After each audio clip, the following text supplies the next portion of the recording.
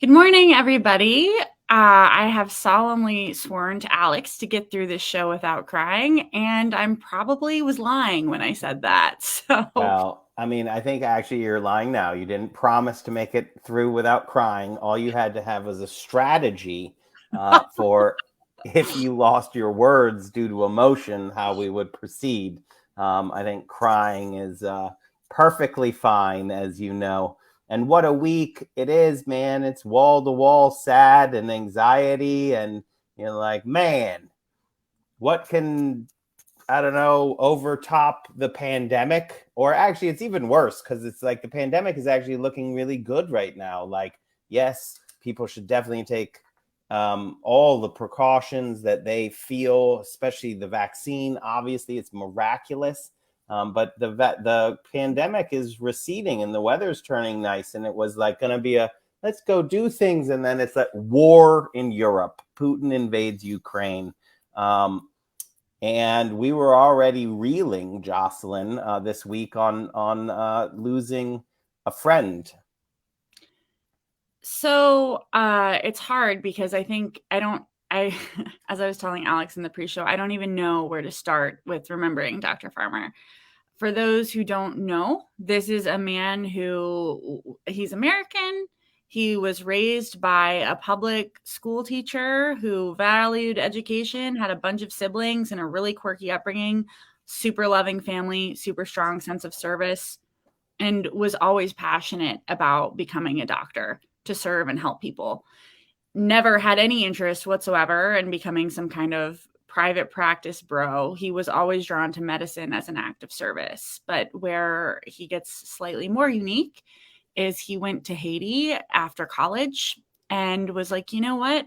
He literally got accepted to Harvard Medical School while he was in Haiti and almost didn't go because he was like, there's so much work for me to do here, even without a fancy education. So this is a man who, starting at 22, has been splitting his time between serving the poor in the developed world and the developing world. And he would even hate that sentence because one of his favorite points to make is that there is no developed and developing world. It's all the same world. Political boundaries are arbitrary, and the actual through lines are what separate the very rich from the very poor. And this isn't just a guy who like started an NGO, not to minimize people who start NGOs. This is a man who was challenged at every step of his work. Why do you need to provide anti-retrovirals to people in Africa? Why do you need to treat multi-drug resistant tuberculosis? Let's just like stick with the normal tuberculosis, and the rest of those people, well, sucks to be them. At every single stage of his life and career, he said, absolutely not. I'm not going to live in a world where poverty is a death sentence, which means he fought with people. It means he would occasionally donate medications on behalf of Harvard, which is like, if you read Mountains Beyond Mountains, have some really funny stories of him just taking meds from the medical school he was attending and delivering them to the world's poorest. And he died in Rwanda, the last place he would start a clinic. So yeah, I don't really even know how you remember a man whose entire life is just the legacy of 30 people, especially when you consider that he died so young, 62 years old, leaving behind a wife who was also a medical anthropologist and a brilliant leader in her own right, and 3 kids. Did I miss anything? I mean, I missed a lot, but that was a good paraphrase, right? If people don't know who he is, they might get the gist. Yeah, Jocelyn has all of his books stacked up on her desk right there. Jocelyn has read all of his books.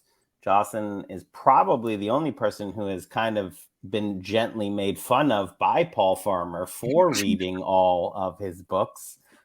We had the opportunity to have him on the show, and I'll tell you sort of why. Because Paul Farmer, to me, after college, when I was around the age of when he went to Haiti and looking to do something worthwhile with my life and a purpose, something that would anchor me instead of being out here with like a sort of bleakish outlook of why anything. And I think a lot of people strive for finding that purpose, and they find it in all sorts of places, some good, some bad. Purpose. I won't take it too much into current events, but for me, I was like, at the time I thought, oh, well, there's really two paths. This is just my upbringing. I'm like, you can be a doctor, you can be a lawyer. And so I knew that I wanted to do something meaningful. I just didn't really know exactly what it was. I found a HIV clinic in Chicago, an outreach HIV clinic in Chicago that I could volunteer at, called Heartland Health Outreach. I went there. I'll mix the story up a little bit. I learned I wasn't going to be a doctor when I passed out. When I was a paraprofessional. I was volunteering at the time on the paraprofessional team as a health educator. And one of we call him clients, lifted up his shirt to show me that his generalized tuberculosis was getting better. Peter is his name. And it was getting better, but it was still like a hole in his lung. And I passed out in the room, but I had my hand grabbing the door jamb, and I didn't know this, that the muscles just sort of like lock up when you pass out. And when I came to, I was still holding the door jamb, and I was like, I'm not going to be a doctor. That was not for me. I also learned of policy. And that's where I was like, okay, I'm going to actually learn more about this. And it was in this setting that someone, Margot, someone on my team, was like, what do you mean you've not read Mountains Beyond Mountains? Like, she basically said it in a way of like, why are you here? If you haven't read Mountains Beyond Mountains, like, why are you in this clinic? It was just so expected that the idea was I had read Paul Farmer and then been like, that's what I'll do. But actually, I read Paul Farmer, and I was like, oh my God, this puts it in context, in a world view of why I feel good doing this, why I feel literal joy and an ability to like see myself doing this, serving people, and really hard too. Like what I was doing was this is like a terrible environment, right? Like if many people had seen sort of the clients that I worked with and the sort of really crushing terribleness of life, it's like, well, why would you want to do that? Why would you enter into that space if you didn't have to? And I never really fully understood why. I just had a vague sense, and there's some sort of white saviorness in there. And so then there's like some guilt stuff in there, and I had some religious stuff in there, but I wasn't able to bring it all together. And then I read Mountains Beyond Mountains, and then Uses of Haiti, and then continued to read Paul Farmer's entire oeuvre. So I lovingly make fun of Jocelyn for having read all of his books, but I think I've read all of his books except his latest one because I just didn't have the time to read it yet. The one that we had him on the show about, luckily Jocelyn had read it.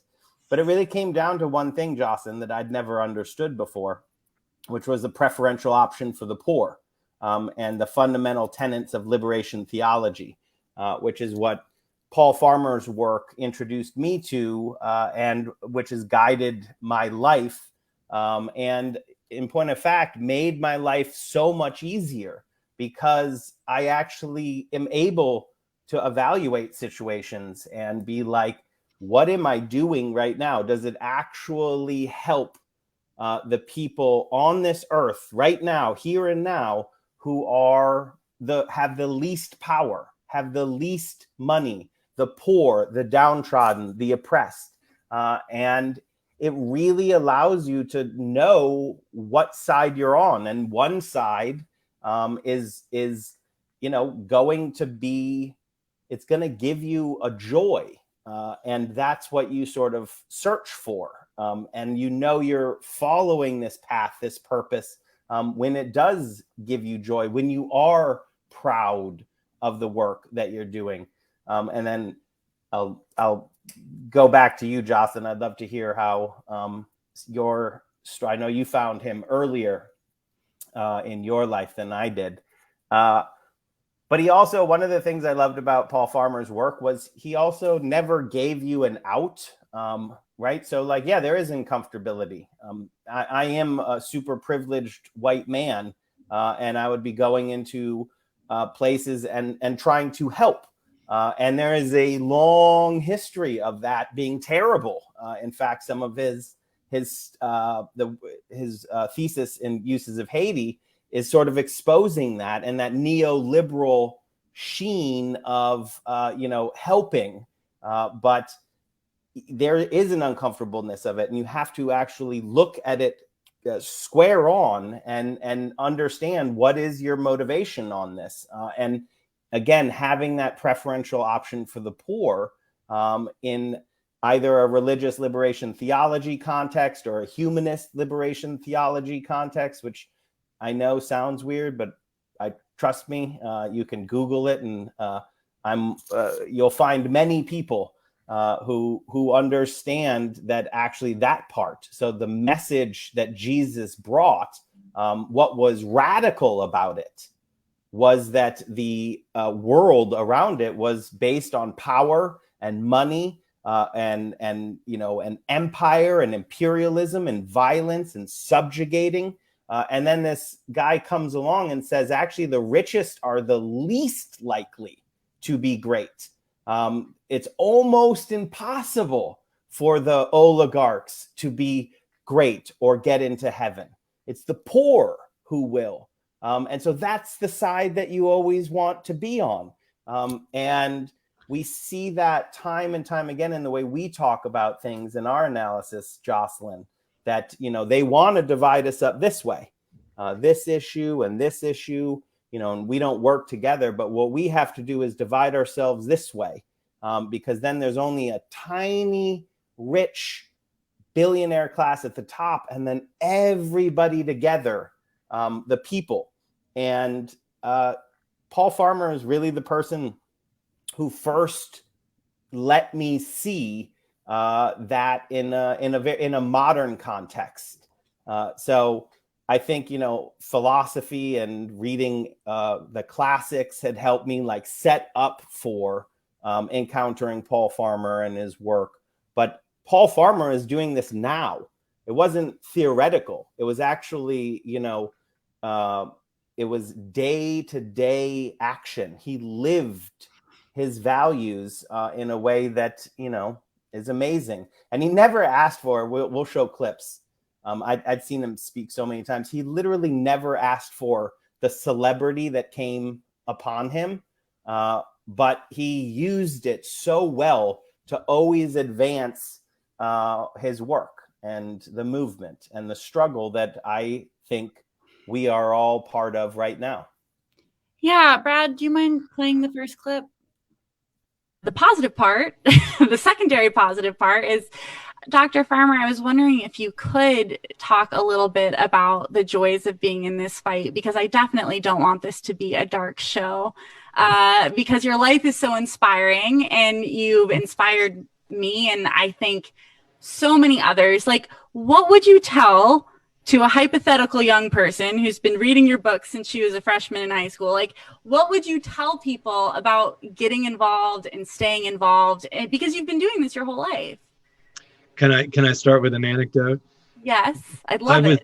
I was in Austin, Texas, at the university, and giving a talk in front of the very people. They weren't freshmen, but they were students. Many of them, some were meds. They were largely undergraduates, probably. And one young man came up to me and he shook my hand and said, "Oh, you're Paul Farmer."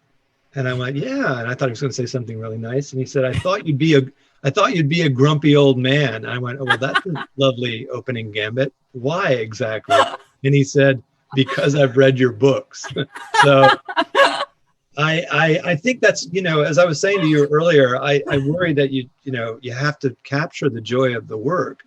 And what I would say to a young person, whether they were interested in medicine or nursing or management or any other or basic science research that would lead to kind of the discoveries that Alex is talking about, I would say, there's nothing more enjoyable than this work. And one reason is because it always succeeds. Like we have a lot to be angry about, as you said. We have a lot to grieve. And certainly it feels that way right now as we head into this dark winter, right? But when you apply yourself, not as an individual necessarily, but as part of a group, to a problem like the ones we're discussing today, and you stick with it, you always succeed, And what could be better than that? If I go back to Sierra Leone tomorrow and to some of the places described in pretty grim terms in that book, I would see massive improvement because, yes, we did reopen the hospital. Yes, we did rebuild it. Yes, we are building a center of maternal excellence or, women's health. Yes, we did see our patients who survived join our workforce. So, what could be better than that? It's some of the stuff that you see is tough, right? And that's also very much present in that book. But the overall course of events, if you stick with something and work with others, particularly those most affected by the problem at hand, then you're going to make progress. So that clip speaks for itself, but I want to just quickly take umbrage with something The Atlantic released saying there will never be another Dr. Paul Farmer. And I know with every ounce of my being, he would have hated that. He would have hated that so much. To quote another liberation theologist, Dorothy Day, "Don't call me a saint. I don't want to be dismissed that easily." And I am just like, I'm feeling so many things this week. I feel angry. I feel devastated. And I also feel angry at the hagiography around someone who didn't want to be beatified. He didn't want people to look at him and be like, wow, what a nice man. What a good man. He wanted people to look at their own lives and their own skill sets, no matter what that is. Maybe you're a public school teacher who refuses to dismiss the kids who come in from, more complicated homes. Maybe you're a therapist. Maybe you're somebody like Tom White, one of the early founders of Partners in Health, who used the money he'd made in a capitalist system to fund the Zami Lasant and all the early projects that Paul did. Everybody has a place where they can be doing 1,000,000% more. So not only will there be other Paul Farmers, but we need to all be Paul Farmer. And that was his point. He wasn't interested in some sort of like spiritual actualization process using the world's poorest communities. No, the problem is that we live in a cold, malicious, sociopathic world, which runs on the blood and death of innocent people. And you shouldn't be okay with that. That shouldn't be a cute political position to have.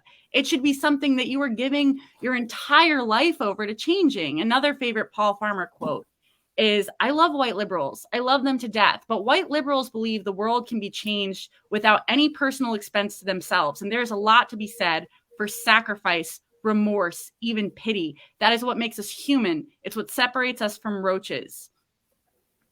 And I don't want to be a roach.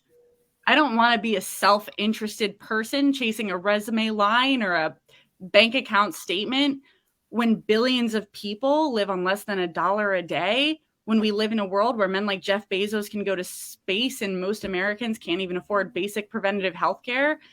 And that was his point, that there is no first and third world. There is no letting ourselves off the hook. And the last thing any of us should be doing when I hope that, we're all reading his books and listening to his speeches, and thanks to podcasting, you can hear even more interviews with Dr. Paul. But we can all replicate that. And, Alex, so my Paul Farmer story is very similar to Alex's, actually, just like at a younger age. I was a kid, as most of us start our lives, And I just felt quite strongly that something was wrong, right?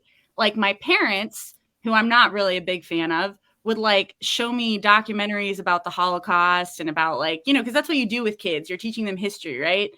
And like they didn't seem upset enough for my liking. Like I was like, shouldn't you people like, if there's like, if, you know, one of my favorite stories, like I learned that child slaves are making most people's clothes. And I was like, okay, shouldn't we be all like really concerned about that? Because I'm like a 10-year-old, you know, 10-year-olds are upset about those kinds of things. And it seemed to me completely wicked and malicious that we could know how broken the world is and then just like go about our day and like focus on getting a nice house and paying a mortgage. And then, very similar to Alex, I found Paul Farmer and he was upset. And he did say, yeah, actually, you know what? Even if it's a little inconvenient for your personal life, you should absolutely be spending your time on this planet because we all get such a brief amount of time on this planet changing those things. Because as he said to us, you know, a couple of years ago, the joy is that it works. When you fight for these things, it works. A lot of the things that the oppressive systems in this world use against us is this sense of ennui, the sense of, oh, this is the way it is. And like, you know, it makes sense that insulin costs so much that people regularly die from not being able to afford life-saving medication. Just like accept that. Paul Farmer didn't accept that. And lots of other beautiful, wonderful activists have refused to accept it. And that tension, that lover's quarrel with the world, is something that we should all be internalizing, not just in the way we approach politics, but in the way we approach our day-to-day lives. Because as he said, you know, the great thing is when you dedicate yourself to a measurable problem, to an act of pragmatic solidarity, people do win, right? The moral arc of the universe is bending towards justice. By the way, that is the name of the Netflix documentary about Dr. Paul, which if you are more into Netflix than books, I highly recommend. Yeah, and it's you know, I think there's also an important thing that Paul Farmer talks about that I also you know, we talk about it on here all the time, which is not only did he basically say, I'm not a saint and reject the concept of it because it makes it rare and basically lets people off the hook because it's like, oh, well, I'm just a normal person and that guy is a saint. I can't be a saint. But he also didn't say that you have to do everything. You don't have to be Paul Farmer. He doesn't think that there are you know, you don't have to literally be a doctor, which by the way, my very literal teenage brain took like 10 years to figure out because, you know, I was like a science nerd, which will shock nobody. And so I was like, okay, well, I'm going to be pre-med. I'm going to be a doctor too. And I went to Southeast Asia for a year after high school and worked in clinics because I took like, okay, I'm going to do this too. And he says this in a lot of his speeches and his advice to students. He's like, listen, man, I'm not literally saying that everybody needs to be an infectious disease specialist. That's just not even like a smart division of labor. But whatever your specialty is, and everybody has different skill sets, you know, and that is where your place to be is. Yeah, and then here's how you can guide it in a framework that will give you joy. And I always return to that because a lot of whatever people, these are lessons that as a middle-aged person, I'm so happy and lucky to have learned. Because like whatever, I do a lot of stuff and we're like fighting with pharma and, you know, like beating private equity sometimes. And these guys are total assholes and plutocrats and sociopaths and all of that. And some people, or it just comes up where people are like, how do you do it all the time? Like, how do you not get frustrated? And in fact, I'm not an asshole about it. You know, I'm like, oh, well, great people and da da da da. But really, what goes through my mind is I'm like, I literally don't understand how you do what you do. You go to a job that you hate to make money to pay for the gas and the stuff to keep going to a job that you hate with no overarching purpose other than playing in this system. And I'm like, I literally get joy out of the tears of the plutocrats and the oligarchs who I fight every day. Whenever I make them stumble even a little bit, I hope that one of them stubs their toe when they read about how our activism crashes their stock price a little bit. And I get joy out of that. And obviously I'm joking in my way, but I get joy out of service. When people actually tell me that I have helped their lives, when the stuff that I do impacts people and makes their lives better, when I know that somebody might even be able to get a medication that keeps them alive if the work that I had done, right, or the work that I have done allowed them to get that medication, in so many ways, I get joy out of that. And that's how I know. It's not even like, it's not in my brain or anything. I don't have to convince myself. It's a physical response of doing the right thing. And it's carved into our hearts as humans. We actually get an positive emotional response through acts of empathy and service. And that if you stare at that, if you ponder that as an almost religious thing or a religious thing, why does it feel good to do service and help other people? That is a very profound thing that makes my life way easier to live. And in fact, especially, I have found for me personally, coming from a place of immense privilege with so much support from my parents and my family, being able to support, like all of my crazy ideas. Like, I'm going to move to DC, or I'm going to move to France. I'm going to do, they're like, great, you can do whatever you want. And that's rare, right? That I take that rarity of support, and you might feel guilt over it or something. But as long as you're taking your life and dedicating it in this sense, it's actually really easy. It's easier. And I really do credit Paul Farmer with, when I read Mountains Beyond Mountains, written by Tracy Kidder, just if you're looking, you'll find it by just Googling it. It was really a lot of the classics that I had studied in college actually clicked into place to get out of a theoretical framework, and be like, I only have one human life here. That's what I have. That's what I bring to the table. And I can use that in basically a myriad of ways.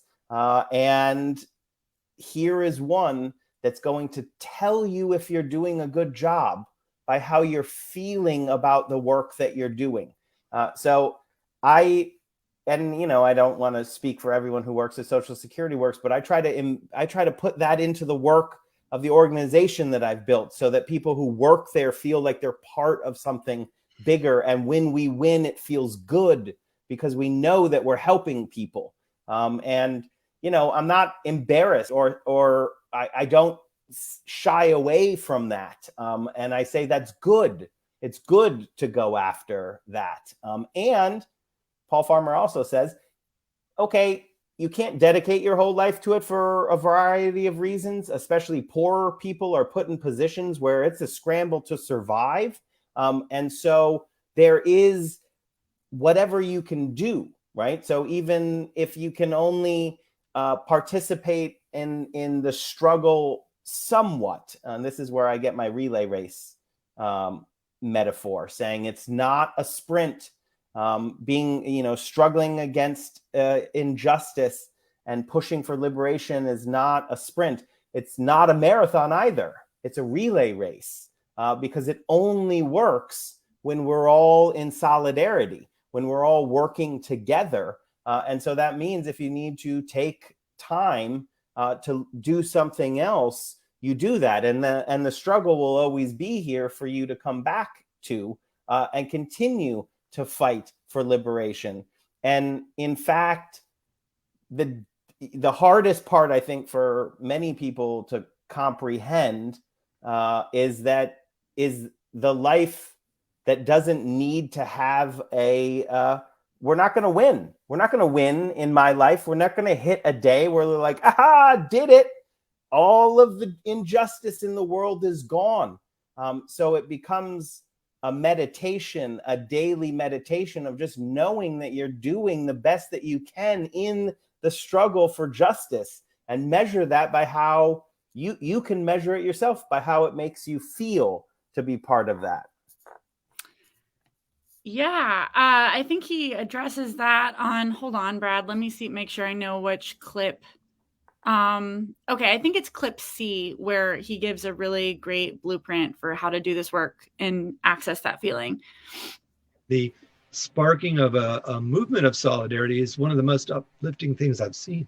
And it was a big deal. So we were covering Lafayette Square right when Bill Barr fired all that tear gas at all those, like, it's you, Jocelyn. Yeah, I take this a little bit personally at this point, honestly. But I mean, you're no stranger to that either. You were in Haiti for the whole, I mean, Aristide's a personal friend, right? Like you when people rise up and when people say, hey, this is kind of murderous and bad, governments have a funny way of being annoyed by that, which I don't understand. You think people would just be allowed to live their lives and be in peace, but how do you deal with like the hope of these social movements, but the inevitability of the fact that, like in Haiti, like in America, they don't always succeed? Like, how do you carry that complication with you as you do your work?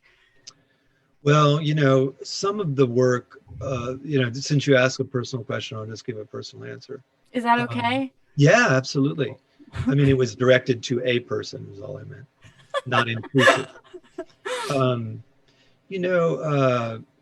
The first great movement I ever saw was the popular movement in Haiti. I was, it began after the Duvalier regime was overthrown, and it was very, very violent the next 4 years, and then again and again later. But I mean, it was very difficult to be in the thick of that. That's the only time I got sprayed by tear gas and even hit by a canister once, right? And it was, but the movement itself was so inspiring, and that's what I meant to say. I know that it was triggered by my comment about, Breonna Taylor, George Floyd, Ahmaud Marbury, etc. And interestingly, a very similar set of events sparked the uprising in Haiti, the popular movement in Haiti as well, the killing of unarmed civilians. And then when that was overthrown in a violent military coup, and then again 13 years later, these are dreadfully painful things to watch. And sometimes, if your work allows you to focus on individual patients and their family members, I'm very grateful for that. I'm very grateful to think about the large scale, as Alex said, the policy issues, the social movement issues, but also to be able to remember that there's always something you can do and always people you can work with, fellow progressives. And just really to make an effort to carry that with you, and then also I have distractions too. I love gardening.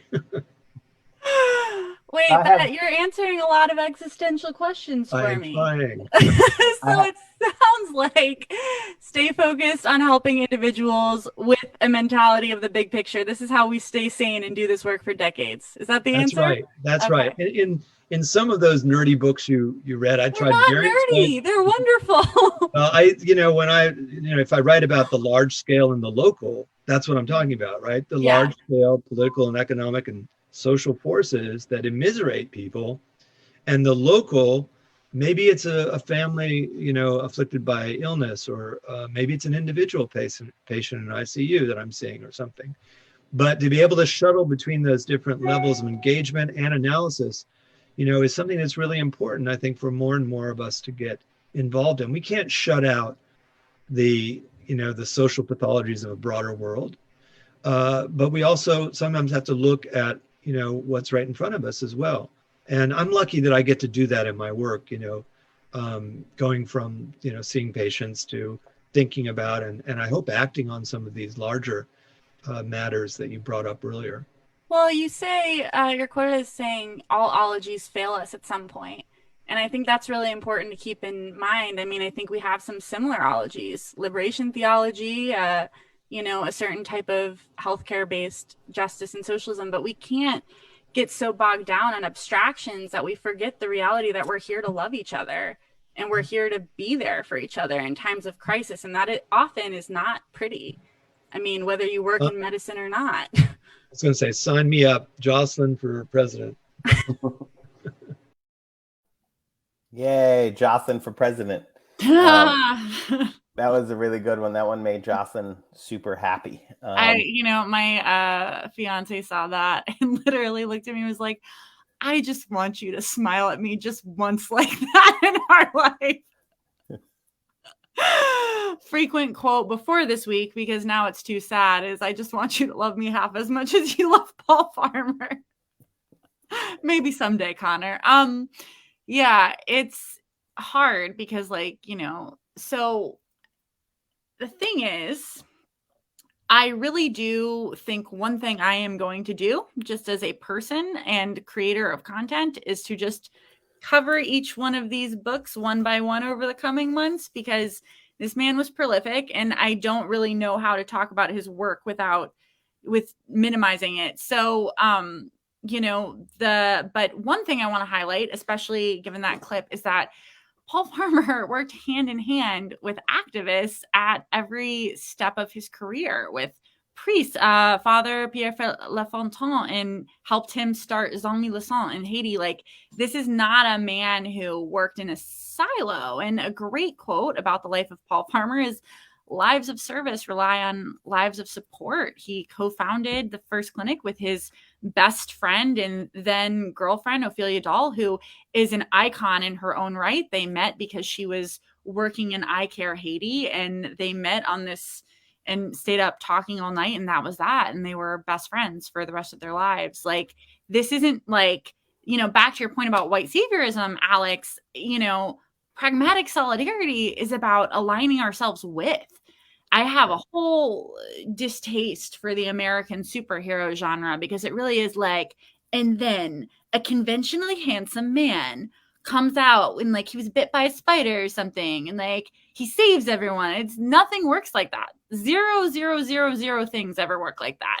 Every beautiful act of heroism has always been collective at some level.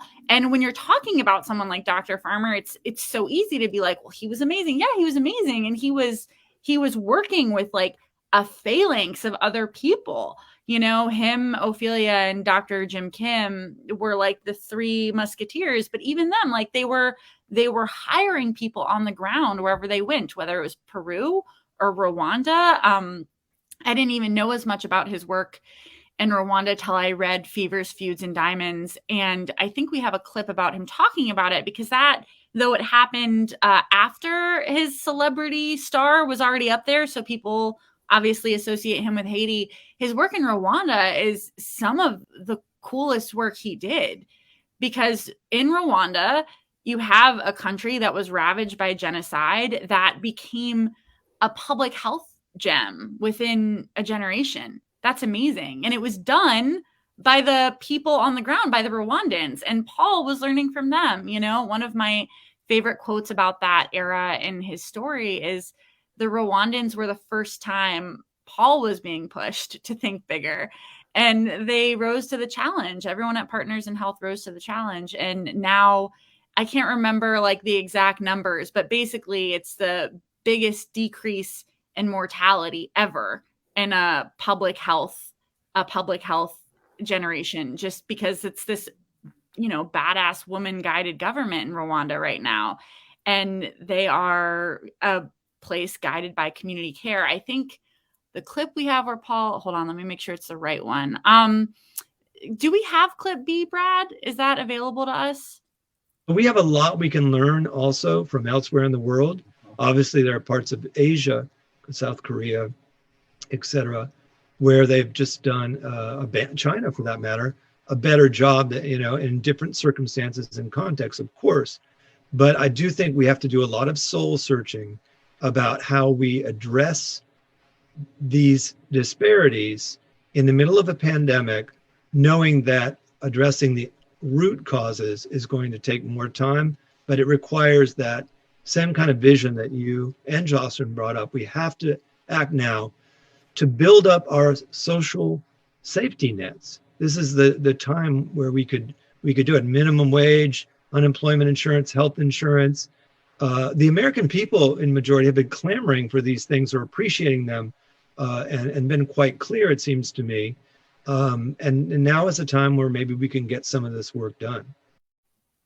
Okay, I was wrong. That didn't address Rwanda, but we will put the link to the whole interview in the comments, because yeah, it's very instructive.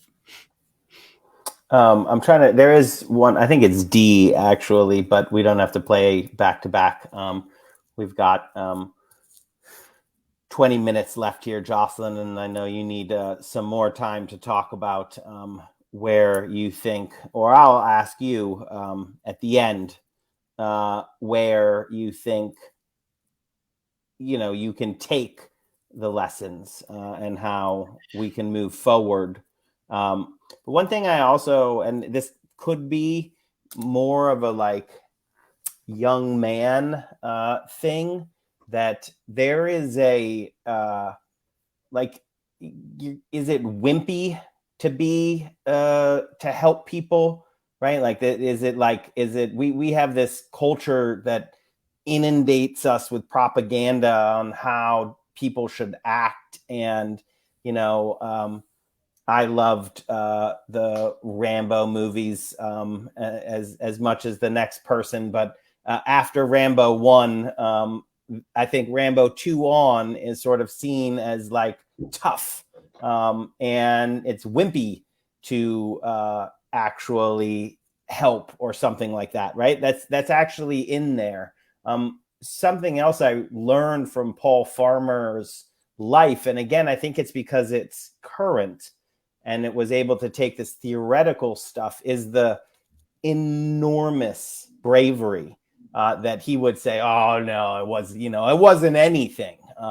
And I feel like you kind of have to do that, but when you read his story, it comes out at you at every turn that this man stared down death squads, right-wing death squads they put, I don't know if people know this, and it's horrible, but it's called the Haitian necklace. They put a tire around a person's neck, fill it with gasoline, light it on fire, and that's how they would, in the street, execute people. And the people it's gruesome and horrible and like literally one of the worst things you could imagine. And I'm almost positive it's taught at the U.S. schools of America, for the right-wing death squads to utilize against popular movements. So I could be garbling. Jocelyn can remind me if I'm misremembering. But one story of where the soldiers are the death squad is coming into a clinic where Paul Farmer is serving people who are on the other side, but also he's actually caring for people on both sides, but they're going to come in to murder somebody, and he stands them down, and they're like yelling at him, who are you? And he's like, I'm the doctor who's going to take care of you and your family when you get sick. And they sort of are like, okay, and they leave. And there's little vignettes. That one's super obvious, but there's these little vignettes throughout his life where the reality of what true bravery is, and also how clear and easy it is for him to do it, because he's standing on his integrity and his principles. He knows why he has to not allow these people in. It is clear to him. And that form of bravery, which is so much more profound than a sort of Hollywoodized, bully-based, WWF style. And I'm not one to dunk on professional wrestling. I think you mix the two together, but it's the foundation of his bravery and his life is so powerful. It very much helped me find a sort of identity that I was like, oh, that's amazing. Like, that's a way that you can exist in this this world, in this system, where you are being brave, but not mean. There's a way that you can actually be kind, and not just a little bit brave. You have to be super brave. You have to be willing to stand up to all the tyrants and all of the distractions that are trying to make, well, is this probably good enough? We're just fighting this fight right now against Medicare privatization, and the Biden administration gave this compromise offer. And some people might find it difficult to be like, oh, where should I go on this? And it's these lessons that I've carved into my heart over my own working life, guided, or put in a framework at the beginning of it by Dr. Farmer, who Jocelyn keeps calling Dr. Paul, because that's what everyone calls him, Dr. Paul. And I wanted to just vocalize it, because it's a really important aspect that I think I've never really spoken about before, but giving me an understanding of a way of engaging the rage and the anger and the emotions that could lash out in a way that's really destructive or bullying or mean, or using my advantages to take advantage of other people, which I think is literally what the American system is trying to like get people to do. The American dream too often today is, I too dream of being a billionaire who exploits laborers right? Like, that's all wrong to me. And it's so weak.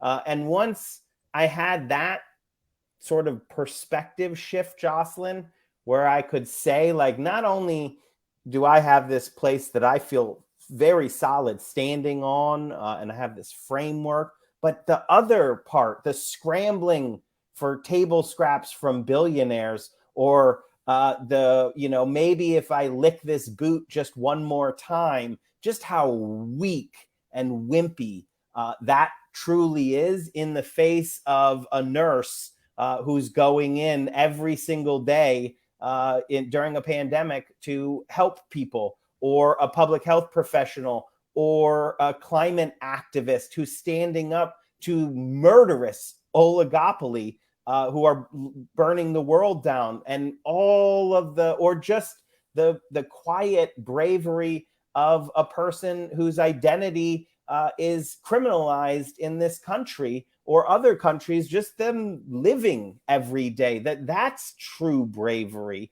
And that is something to look up to.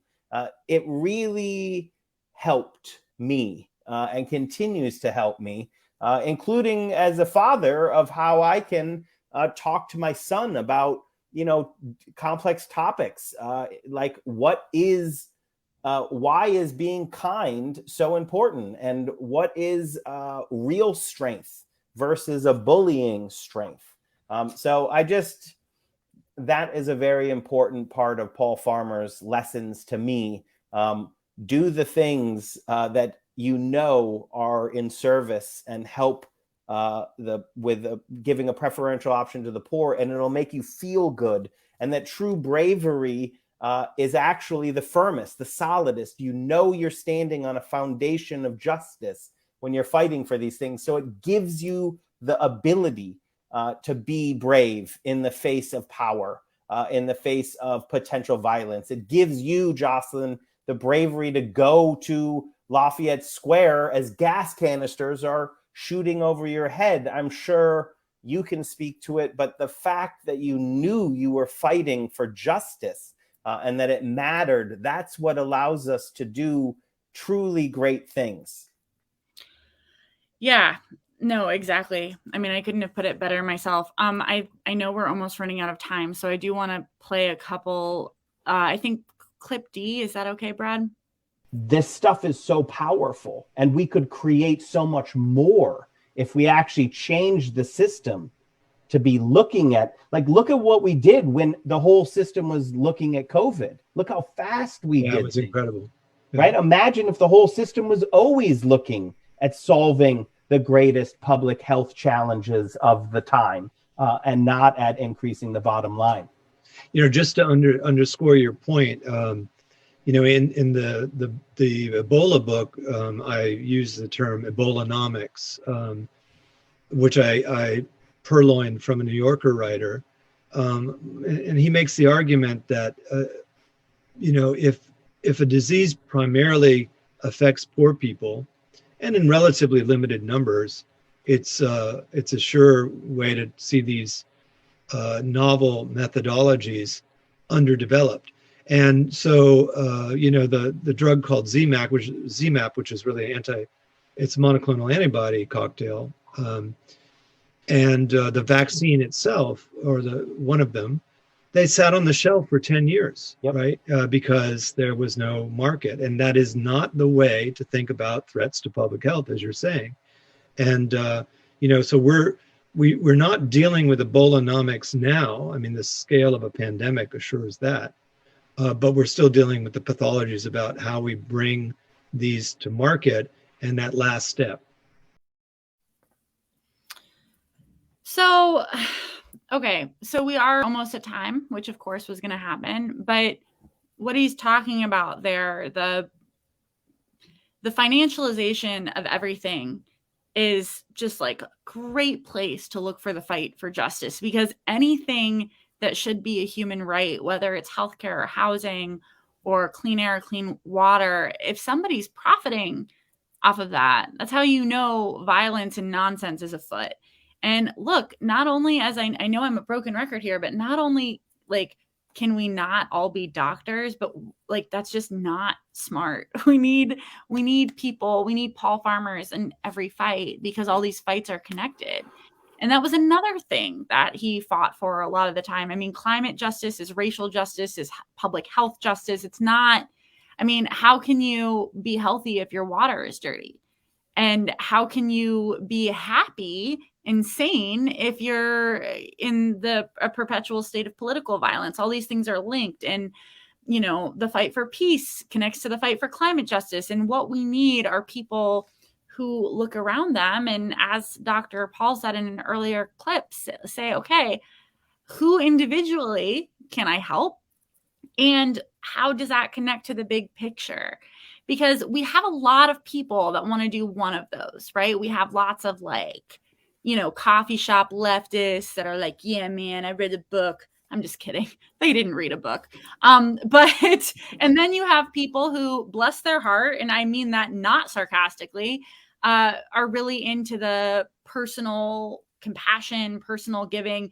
And that's great. I actually prefer that person of the two of those. But you need both. You need to work with both hands. You need to walk and chew gum at the same time, which is like a cliche he touts a lot when people are like, hey, man, you're a doctor. Why are you also starting a school? He's like, yeah, I can walk and chew gum at the same time. Like, these things are linked, and we don't get to let ourselves off the hook. I mean, you probably have time to vote for Bernie and volunteer at a nursing home. It's like, it's not terribly complicated. And I think we want it to be complicated. I think a lot of people want this being a good person to be this like, oh, but like, what is personal virtue? You know what I mean? No, like, we all know what it means to be a good person. We all know what it means to extend our line of daily acts beyond the line of personal ego. And a lot of us don't do it because we're lazy. And that is the truth. And that's why, I'm sorry, I love The Atlantic. It's one of my favorite magazines, but that's, to be fair, like, it was written by Bill Gates. But there will never be another Paul Farmer. Like, no, that's not. Was that written by Bill Gates? Oh, yes. Oh, well, obviously then, Bill Gates, who is one of the leading reasons that we don't have a vaccine for everyone. Bill Gates, the anti-Paul Farmer. I'm glad they tapped him to write it. Okay, but speaking of coffee shop leftists, one thing, and I know you aren't saying this, Alex, but one thing that I think is important to know about Dr. Paul is it's like, he was willing to take anyone's money, man. He didn't care. He wasn't like, oh, you're a neoliberal. You can't buy my antibiotics. No, he was like, oh, you're going to give money to like help poor people and make sure I save lives. That's fine. George Bush. That's a thing just in the you close this out, but you haven't said the words, and they're so guiding to us. But everything that Jocelyn is talking about there, and what I've been talking about, is a true understanding of what pragmatic solidarity is. That theoretical solidarity is worthless. I can be in solidarity with somebody from right here, and it changes their lives not at all. And I could be as theoretically radical as I wanted, but if it wasn't actually changing people's lives, making their lives better, then you can't expect to build a popular movement that can actually win and change things. And only when you're doing both, pragmatic solidarity, do you have the ability to build and find enough people to stand with you, the people whose lives you've helped. One of the things he talks about all the time is most of his projects are run by people who were helped by the project in the first place, like a clinic serving people living with HIV that is also staffed by people living with HIV who are getting their antiretrovirals from the clinic. That is pragmatic solidarity. And so theory is just words on a page. And you only, again, get that guiding understanding and feeling that you're doing the right thing. Yes, it feels good to post a meme dunking on a neoliberal. And I'm not saying don't do that or a fascist, but you have to actually get into the day-to-day as well. You can't stop at theory. There has to be pragmatic solidarity. Well, and love. And that's something that, the reason I fell in love with Paul Farmer when I was a 14-year-old reading Uses of Haiti isn't because wow, golly, he's such a skilled social scientist. No, it's because this is a person who led with his heart, and we can all lead with our hearts. Because you know what? A lot of idiots that flirt with me, spend a lot of their times trying to make it all fit together, like that Charlie Day meme with the this is how. Who cares? Who cares if you don't actively love people, if you don't actively help the old lady at the front of your apartment with her groceries? I don't actually care if you believe in Medicare for all. It's good to believe in Medicare for all. It's better to help the people around you, and it is superior to do both. And that is what Dr. Paul did with his life at incredible inconvenience to him, which meant that, yes, he did get less time with his wife and kids. And now he's gone. This isn't really a pleasant thing to think about. This man died young at 62. We had him on the show not that long ago. This is not somebody who is no. And all the time he spent fighting for these issues is time he didn't spend with his personal loved ones. It's time he didn't spend reading Lord of the Rings or engaging in a lot of his quirky hobbies that he has. And when we talk about Dr. Farmer, I hope we don't put him on ice. I hope we think about, how can I make personal sacrifices to create a better world? One that we will be proud to give our kids, both the literal kids and just the next generation. And probably won't be easy, but it will be worth it. And it does, as you keep pointing out, Alex, it is a type of joy and a type of happiness. Do you have anything else to add? I guess we're at time. You close us out, Jocelyn. So thanks for that. And we'll see you again next week. And, get outside, touch grass, have fun, take the time that you need. The struggle will be here when you get back in.